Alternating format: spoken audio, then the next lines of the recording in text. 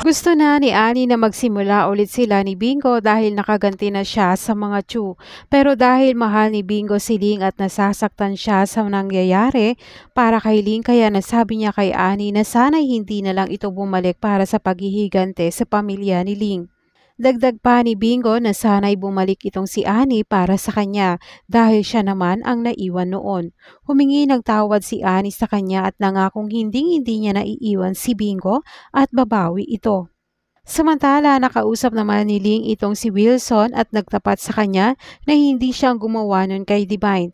Dagdag pa ni Wilson na nagsasabi siya ng totoo. Sincere naman itong si Wilson sa pagsasabi niya kaya naniniwala sa kanya si Ling. At ramdam din naman ni Ling noon na minahal ni Wilson ang kanyang ina. Gayunpaman, nakausap naman ni Caroline si attorney at nasabi niyang may big development sa kaso ng kanyang ina. Nakausap din ni Caroline si attorney Tony at pinakita niya ang picture na babaeng nagbayad sa kanya at yun ay si Annie. Kaya pinuntahan naman ng mga pulis itong si Annie para imbitahan sa presinto. Sumama naman itong si Annie para na rin malinis ang kanyang pangalan. Pero nagawa namang ituro siya ni attorney Tony na siya ang nagbayad para baguhin ang police report. Hindi naman makapaniwala itong si Ling at pinaghihinalaan niya na si Annie ang maaaring gumawa nun talaga sa kanyang ina. At dagdag pa ang sinabi ni Charles Stone na may babae siyang nakita at yun ay si Annie rin ang itinuturo niya, kaya nga dito na madidiin si Annie. Sa presinto naman, gustong makausap ni Bingo si Ling at para mapaliwanag na walang kinalaman ang kanyang ina. Pero sinabi ni Ling na ayaw niyang makausap itong si Bingo. Tugon naman ni Bingo na may dapat silang pag-usapan. Pero sinabi ni Ling na ayaw niya munang magsalita dahil baka pagsisihan niya ang kanyang mga sasabihin. Sa aking palagay naman, hindi papayag si Bingo na madiin ang kanyang ina at naniniwala siyang binayaran lang siya ni Cindy. Handa ngang ipagtanggol ni Bingo ang kanyang ina.